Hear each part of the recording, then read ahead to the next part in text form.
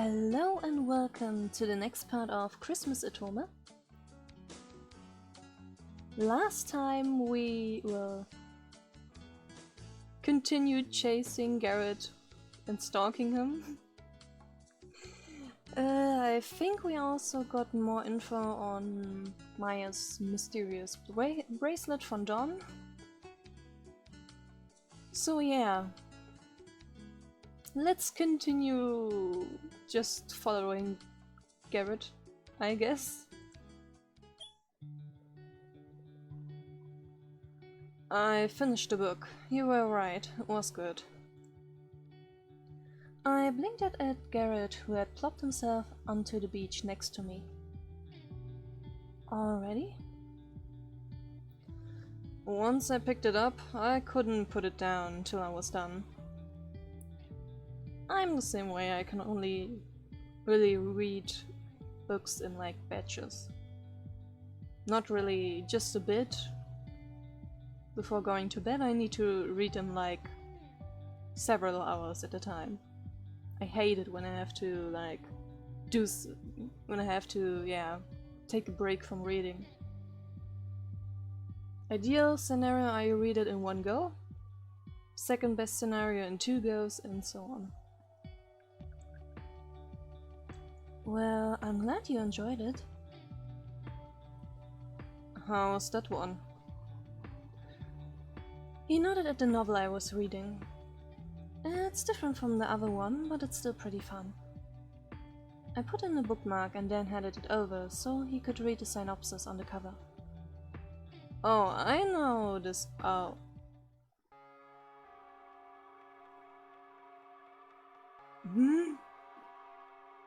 What the hell, kid? Trying to act all high class now? Pretending that you're not a good gutter snipe like the rest of us? Garret and I looked up to see a few of the X-Gang kids sneering at us. Really, guys? No need to feel like that over a guy trying to read stuff. Reading is high class? It is not. Way back then it may have been high class, but now it really isn't. Although I guess books can be an unnecessary expense if money is tight. I'd never really thought too deeply about it. Garret visibly repressed a sigh as he handed the book back to me before facing the teens. If you're looking for an excuse to fight, fine, but at least don't act like the past never happened. Garret stood up and rolled his neck. The kids fell into more defensive stances in response. I couldn't help but worry. A fight in a place like this could lead to them all being arrested. But when I caught Garret's eye, he just smirked at me before turning his attention back to them. We used to go to the library every week. Don literally quoted The Art of War at every important meeting. The teens exchanged uncomfortable looks. He's gonna drag them. I'm pretty sure I even helped a couple of you do book reviews. Well, yeah, that. If you guys need me to jog your memory. Garret cracked his knuckles menacingly, then let out a laugh when they ran away. Brats.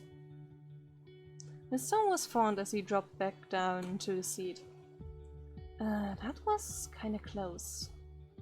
He sobered up a bit. They weren't going to attack. They don't really want to hurt anyone. They're good kids, deep down. Thinking back to the previous encounters, I wasn't sure how much I believed that. But then again, Garret did know them better than I did. They're just lashing out because they're feeling abandoned. He sounded a little like he was speaking from experience. Garret? He shook his head, no longer wanting to continue down that line of conversation. Anyway, we were discussing books. Yes, well, this one... I allowed the change of subject. It wasn't my place to push. Besides, I much preferred the smiley head now to the troubled expression from earlier. bonding through books. And we're back at Joseph's. Well, I guess we have to go there sometimes. You again. I glanced at the door at the sound of customers entering. Oh, it's Mick and his friends. They were all laughs as they found a table, one that wasn't mine. He really is so different around them. I watched the way he and the girl from before bantered with each other. Especially the girl. I know she says that she was his best friend, but maybe there's something more there. I glanced down at the bracelet. It wasn't reacting, but that didn't necessarily mean anything. It could have just been out of range. The longer I watched them, the more certain I was. This might be the perfect opportunity to get rid of this stupid bracelet. Girl, I already chose someone else, sorry. I waited until they were on their way out to walk up to Mick. Hey, can I speak to you for a moment? He seemed surprised but waved for his friends to go ahead without him. What's this about? Not that I'm complaining. I was thinking, can I help you out with her? Huh? I guess she's outside at where he could see his best friend waiting for him to catch up. What? What makes you think I... So you do like her? I was just taking a guess, but seems like I hit the bullseye. The fierce blush on his face and rush to deny it only made it clearer. He stared at me for a moment, trying to gather his thoughts. No, you got it all wrong. She's not the one I like. He stared at me with a serious expression. The one I like is you. Uh-huh. If that were true, the bracelet should have done something. Well, never mind. It is kind of doing something, but whatever. I guess it was too much. Too much to hope for that you would believe that, huh? Stop trying to flirt with other girls when you're clearly crazy about her. I glanced outside. Plus, she's kind of frowning at you right now. She is? He spun around to check. I gave him a commiserating pat on the shoulder. Yep, you've got a long way to go. Stop saying stupid stuff like I like you to other girls. Now get going before she gets any more annoyed. Wait, you should take my number. What did I just say about saying stupid things to other girls? I didn't mean it that way. I just thought that if you're serious about trying to help, then you should have a way to contact me.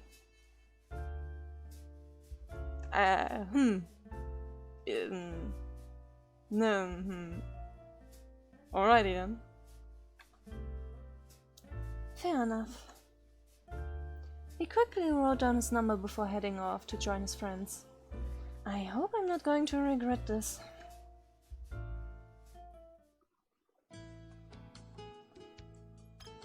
And it's up for another round of Joseph's.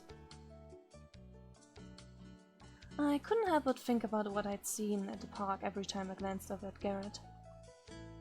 He was politely taking a customer's orders. No hint of anything untoward, even though she was actually quite beautiful. A beast. Yeah, right. He'd never hit on random girls in a park of his own volition. It's probably all Dawn's fault. I glanced down at the bracelet. Well, it's my fault Garret got involved, but it's Dawn who gave Osiria a cursed bracelet in the first place, so... Yep, it's all Dawn's fault. Glad that we're all on the same page. Is everything okay? I glanced up to see him standing in front of me. He must have finished while I was still musing. Everything's fine. You're sure? Just a little distracted, that's all. Oh, okay. I appreciated that he wasn't pushing, but now that he was right in front of me, it was even harder not to think about it. Garret? Yes? I heard a rumor.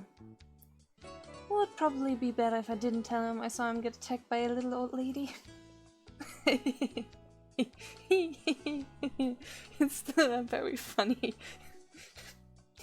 It's very funny to imagine still, like, oh my god. Garret raised an eyebrow. I didn't think you would care about the rumors. I don't. It's just, I think you should know the way you can do something to prevent more. You waited silently for me to continue. They say you and Don have been preying on pretty girls in the park. He didn't say anything, but his shoulders tensed up. I know Don's been trying to get you dating, but I don't think a park is a great place to pick up girls, or at least change locations frequently. The regulars think you guys are creeps with how often they see it happening. Damn you, Don. I'll keep that in mind for future reference. Garret? Is that all? You're not even going to deny it? Or at least push the blame on Don? He shrugged. Don might have been the one pushing, but I ended up agreeing, so the blame is partially mine. You did? I did. There's a reason Don was the leader back in the day. He can be oddly persuasive when he wants something. I don't see it. Oh wait, maybe I do. If he's threatening you in any way, I will call Siri on him, so don't worry, you can say no. Thanks. I'll call her right now. No, wait.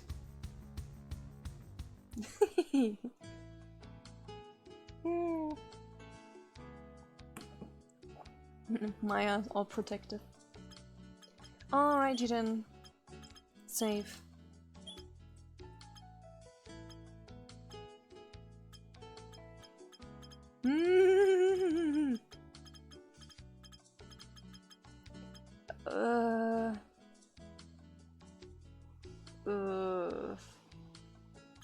Let's just go to the park. I couldn't help sneaking glances over at Garret, seated beside me as he read the book from last time. I finished the book I was reading a little while back, but I didn't want to disturb him. With his brow furrowed in concentration and the way his face twisted at certain parts, it was honestly quite interesting to watch. I wasn't sure how much time passed before he finally put the book down with a sigh. I quickly glanced back to my own book to hide that I've been staring. I wasn't expecting that ending. It was a bit of a bittersweet twist. I mean, it makes sense when you think about it, but I'm still not sure I like it. It felt like a lot of things were left unresolved. Oh, I agree. I'm hoping for a sequel where they explore the ramifications. I don't know, sometimes sequels sour you on the original. That's true. True, but I think that's what headcanons and fix-it-fix are for. It would be kind of funny to see Garret read Fix-It-Fix. He shot me a confused look. Fix-It-Fix? You know, fanfiction. Where fans write their own stories using the setting or characters from another work. That's a thing? I blinked. I'd sort of forgotten that not everyone knew about fandom spaces and fan creations. Yep, there are whole sites and groups dedicated to them. Huh, have you written any? Nah, I'm no good at that sort of thing. No? My imagination isn't active enough to think up whole stories, and even if it was, I was never great at creative writing. My lowest scores in high school. You were scored on creative writing? Oh, that would have been so cool to actually have in high school. We never had any sort of thing, only analysis, analysis, and analysis. Nothing else. The only creative things we were allowed to do is an art. But even that was most of the time very strict limitations and all that. Not much creativity there. I prefer seeing what others come up with instead. Fair enough. If you said you had, I would have been interested in checking it out. Oh boy. He bumped shoulders with me playfully. Oh boy. Oh boy. Really? Why not? You're pretty interesting, so the stories you make would be too. That's a very high compliment, holy shit. I could almost see that as flirting, holy holy. I looked away shyly. It wasn't often that I was called interesting, and in a good way at that. Thanks for the compliment.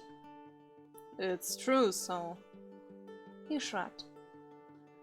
Plus your taste in books hasn't steered me wrong yet. Speaking of, I just got a couple pages left in this one if you want to borrow it. I can tell him I finished it and then spent the rest of the time staring at his face. His face lit up. Sure, that will be great. Great. Book buddies. I turned back to the book, pretending to read it to hide how pleased I was. After all, it was nice having someone to discuss novels with, indeed.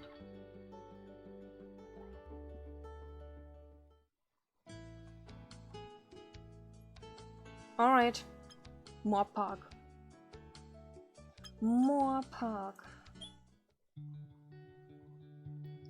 We're having our own book club in here.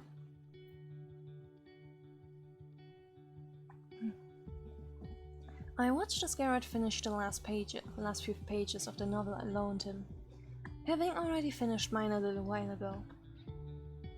Man, that story ended too fast.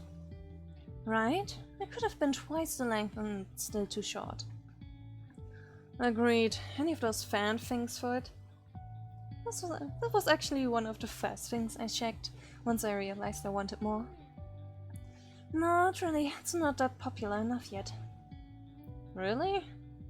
It was so good though. I shrugged. Good and popular doesn't always correlate, sadly. Yeah. Guess it's not mainstream enough. It's pretty new too. Maybe we'll get a cult following in time. Then suddenly there'll be movies, sequels, and tons of fan works. Maybe even games.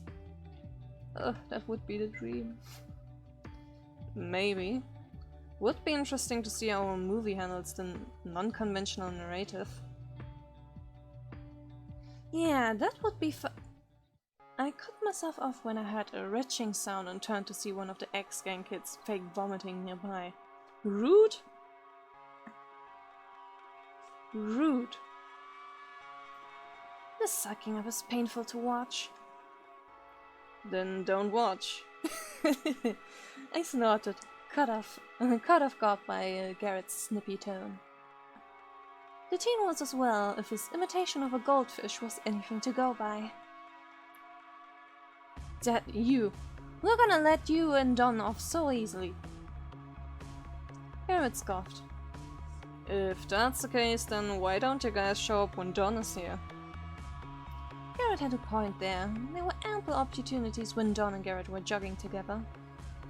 But they only ever showed up when he was alone or with me. The teen looked away.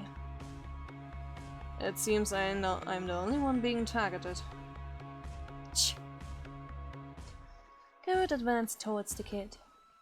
Then why don't you tell me why that is? The boy hesitated for a moment. And then he turned and ran. Call what? Garret sat back down with a sigh. These brats. Then he shook his head. So, going back to the books. I went along with the conversation change, hoping to take his mind off this even for a little.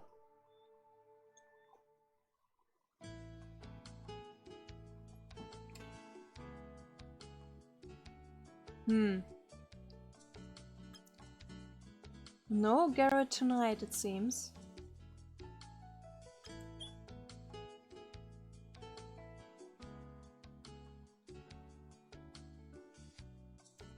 Maybe then I should just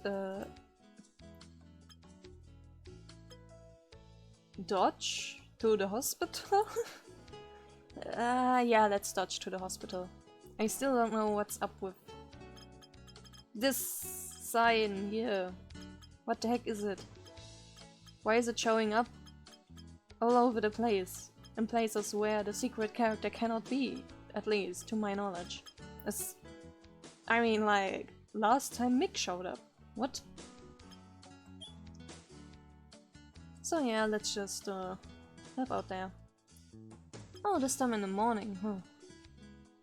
Alrighty.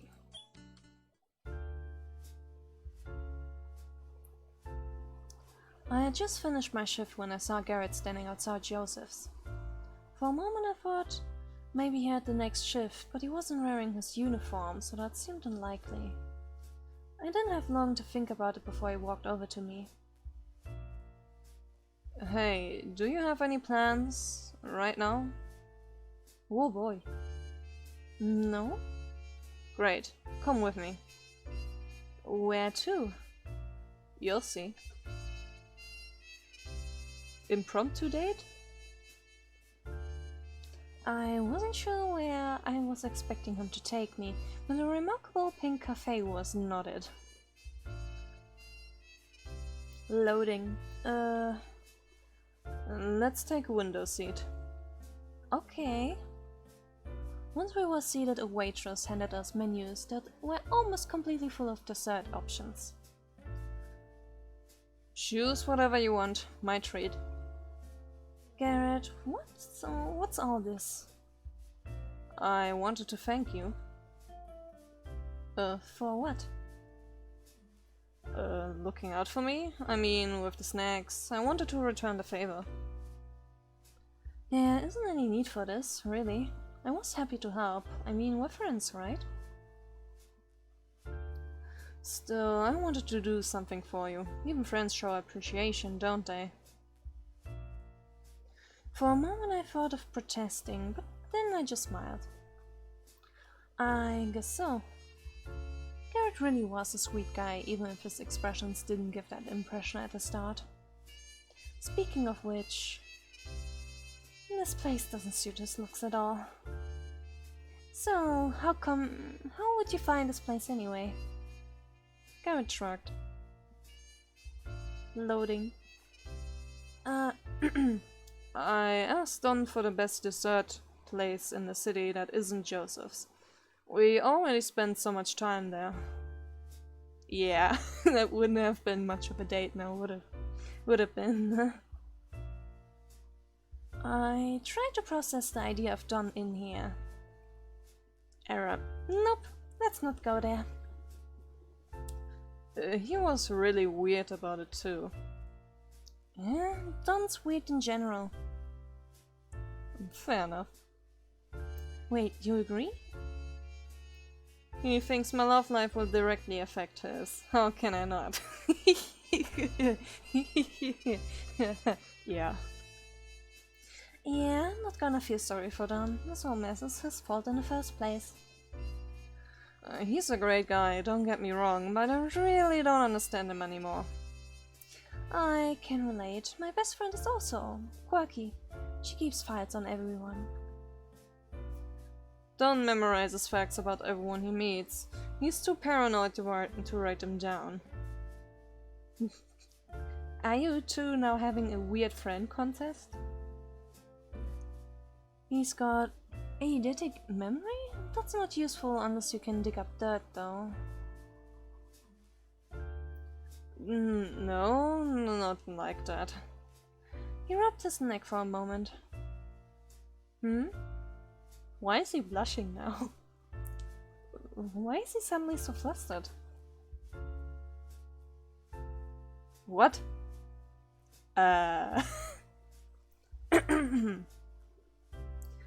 Try asking him about your measurements the next time you meet him. You're joking, right? Who knows? Really? Really? Really? Alright. Forced Joseph's. Siri, Varen, Dawn and I stared at each other across the table. The solemn atmosphere had customers throwing glances our way and giving us a wide berth. I don't know how to pronounce it actually. So are we actually going to discuss something, or did I miss a memo? I can always go back to my shift and you guys get me when you're ready for whatever this is. The bracelet. We need a status update. I sighed. I knew something was up with Siri randomly got me off my shift to sit me down with this mixed bag of a group. Varen and Dawn looked ready to start a war as soon as anything went wrong. Or at least I assumed that's what their expression meant.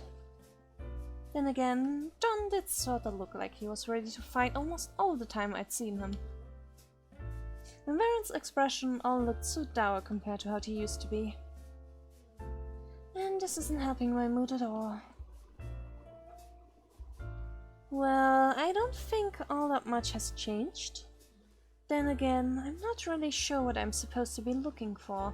I tried researching it, but searching for references to cursed bracelets leads to a lot of weird stuff. Dawn, discover anything else about the bracelet's origins? Not really.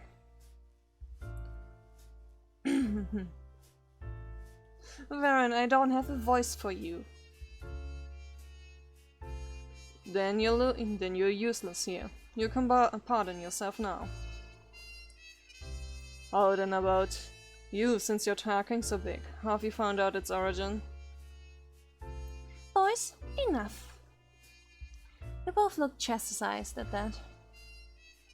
I was going to continue to say that the stories I've found point to it being ancient, but none of them actually go to how it came to be. It's always someone buying it or being gifted it or finding it abandoned somewhere and being drawn to it. I glanced at the bracelet. It doesn't look that old. Then shrugged. The stories also described it as looking different each time, so maybe it changes. Then how do people know it's the same cursed artifact? They don't. It could actually just be different one each time. Great, so there could be some sort of mass manufacturing of cursed bracelets going on out there somewhere? Wouldn't something like that have been noticed by now? I mean, if there were thousands of cursed bracelets out there. Perhaps they lose their powers after. Or it's just the one. I don't think speculating about the amount will get us anywhere. Dawn, continue looking into it further. For now, let us work on the premise that there's only the one we are aware of. What do the stories say about breaking the curse? Last time you said it was to defrost a heart, right? I don't like the way you said that. What if we set you up on blind dates? Firstly, you're starting to sound like Mira. Secondly, the bracelet already chose candidates, so I don't think introducing random suitors will help. Progress on the candidates then? I don't. How would I be able to gauge that? The bracelet is still clearly stuck. Well, how about... I'm not willing to discuss anything further about the candidates in such an open forum. I glanced around the restaurant. If this got back to any of them, I would never live it down. Actually, why are we having this discussion here where people can overhear? I work here. I mean, sure, everyone was giving us a wide berth thanks to the do not approach hours Varen and Dawn were giving off, but still. No need for concern, I assure you, no one will say anything. Those words combined with his expressions sent a shiver up my spine. Somehow that's not as reassuring as you meant it to be. Calm your nerves. I will also ensure their silence. You made it worse. It sounds even worse coming from you. I looked at Siri for help. It's fine, Maya. I can clear the restaurant right now if you prefer. No, actually, please let me just get back to my job so that I can pretend none of this is actually happening. Denial is not a good coping mechanism. Agreed. Facing reality is the road to success and happiness. Like you face the reality that Siri doesn't like you? I looked to Varen. Yeah, you're no help. As you are right now either. I put my hand to my head. Okay, let's switch to Zen mode. I just need to get through the next hour and I should be safe from having this conversation again for a while. Safe. I repeated this as a chant to try and drown out the headache coming on.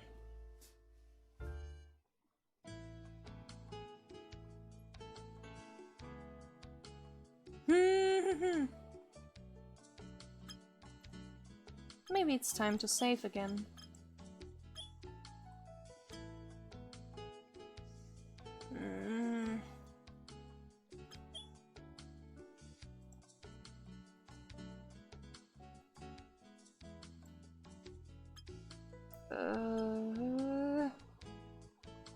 So I guess if these thingies here are also kind of like story related, then I don't know what I should do anymore.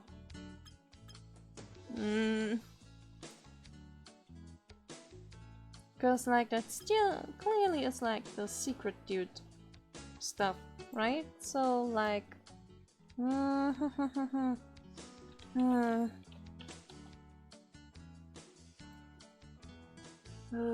hospital or I guess hospital is a good idea, but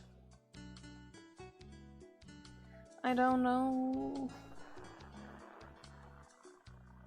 I don't know.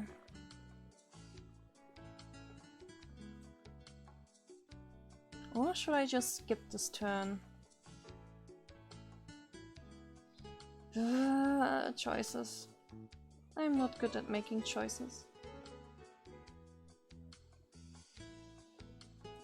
No good, I tell you. No good.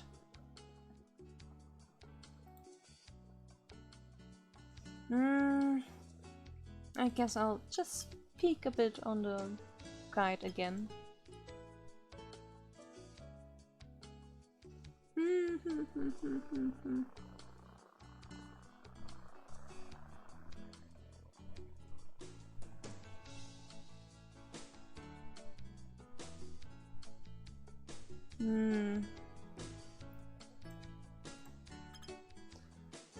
I don't really see anything relevant to it, so I guess I will just skip this turn and make money.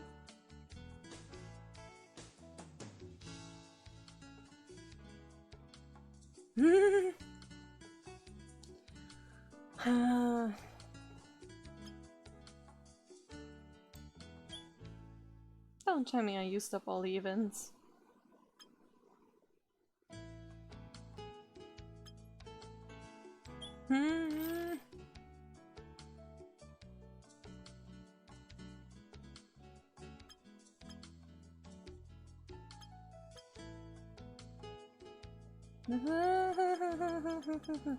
Alright. I will just save myself from this awkwardness and go to the hospital here.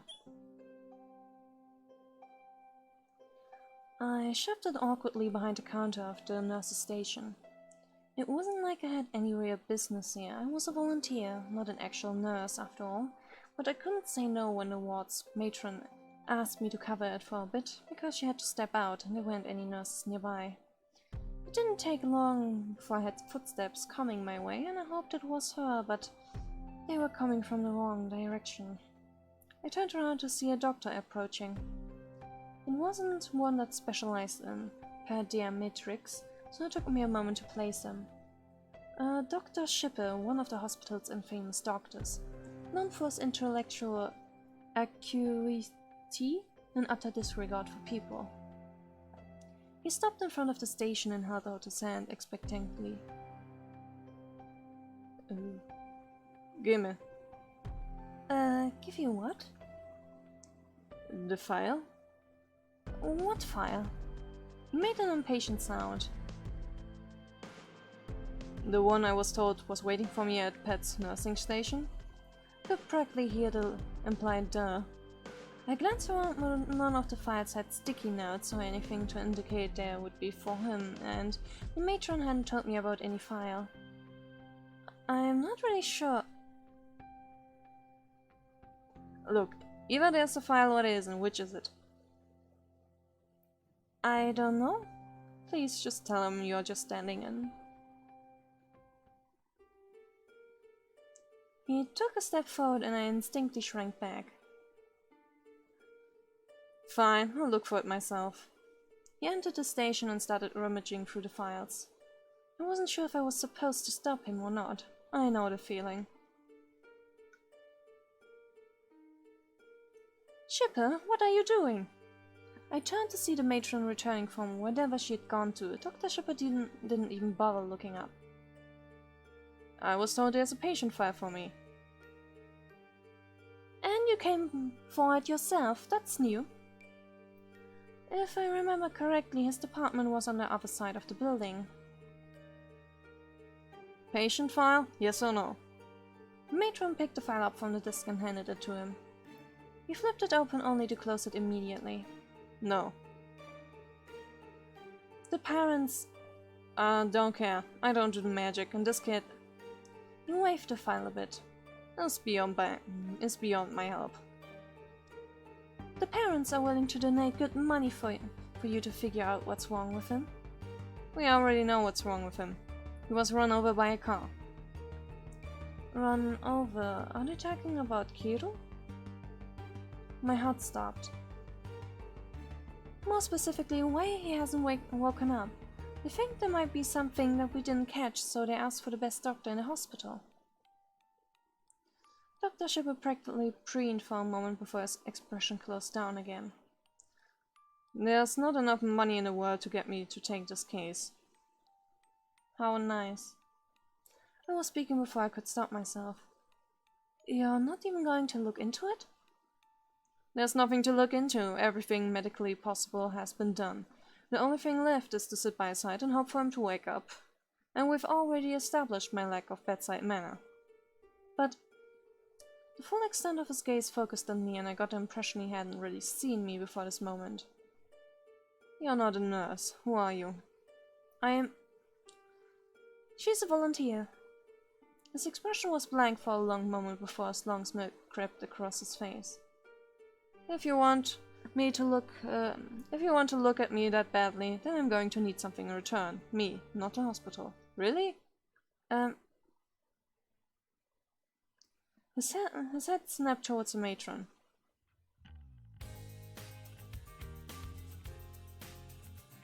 What?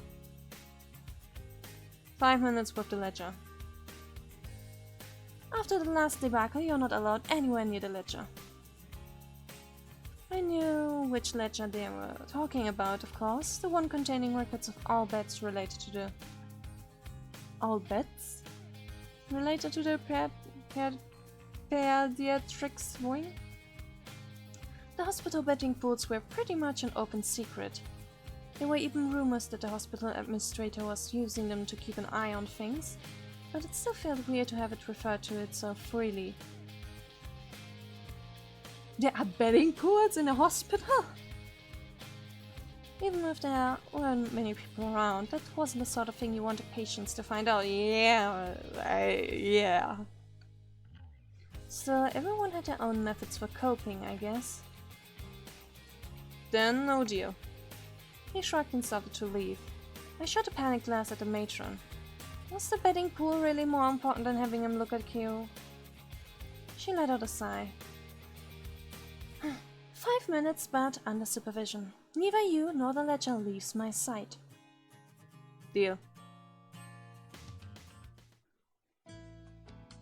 But it hasn't changed anything about the fact that nothing is here. Garret, where the heck did you go to?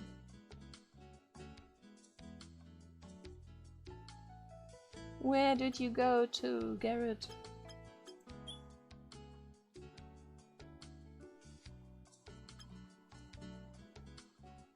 Where are you? He is not here either. Garret, where are you?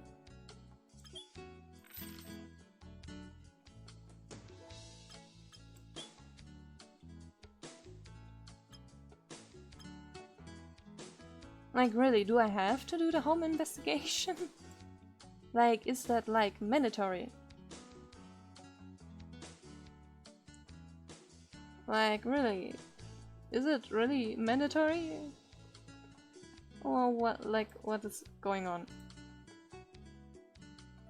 Huh.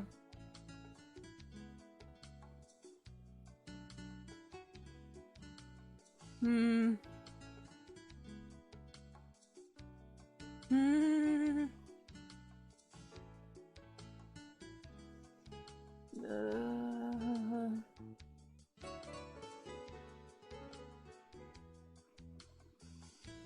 Maybe I should then just go home and investigate? Maybe? I suddenly feel lost without the indicators. Alright, let's just investigate. We practically haven't done that before, so whatever. My phone suddenly vibrating almost had me dropping it. I quickly accepted the call on speaker once I saw the caller ID. Mira? Hey, Cross. Hey, how's the honeymoon? Bored yet? Huh, not even close. I'm having so much fun I almost don't want to come back. No complaints? With my handsome hubby, free-flowing wine and food, beautiful clothes and locations, what's there to complain about? Except maybe time moving too fast? I still can't believe you're having a 2-month honeymoon after you already had a honeymoon. I'll let her. Well, what can I say? After all the craziness that went down in August, we really needed this break. Oh, it was still in this year? Oh boy, what an very exciting year for both of you. Plus, the thing with Ems was fun, but it wasn't exactly stress-free. And what's the point of redoing the wedding without a honeymoon? That's the most important part. Somehow I could feel her winking through the phone. Yeah. So tell me. Tell you what? What's up? There was no way I was telling her about the magic bracelet. Proving to people that I wasn't crazy was not on my to-do list. Being rejected by my crush, who was also my ex-teacher, was also too humiliating to casually reveal. Sure, Mira and I were cousins, but we weren't exactly the best of friends. We barely even spoke before I moved in with her and Ems. I always found her personality overwhelming. You two are very different from each other. Nothing? Nothing? My life is usually pretty boring. Really? Why do you sound so surprised? Not being in the country doesn't mean I'm completely cut off, you know? Emma? She's worried about you, said something about you ending up in a hospital one time and then coming home upset another. Anything I need to know about? She's worrying too much. I'm fine. She was silent for long enough that I thought that was it. It's fine if you don't want to talk to me about whatever it is, but you know that you can, right? You've got Azuri and Emma too. Or your parents, you're not alone. I was touched by the effort she was making. I know, thank you. It's just something I need to figure out on my own, you know? I couldn't help but recall having a similar conversation regarding money when I moved in. She wanted to give me an allowance, but I already felt like I was mooching often for living here without paying rent. Mira let out a fond sigh. The Cosgrove stubbornness is still shining through, I see. Yep, I am one after all. Even if sometimes it feels like we're from different worlds. We talked about a few moments longer before she hung up to go harass her husband. Her words, not mine. And I let a sigh, relieved that she didn't ask about my love life for once. Dodged a bullet. And I still see no Garret inside. Alright. Let's end the part here, and I am searching for Garret in the next part then, alright? Alright. So then, until the next part. See you later!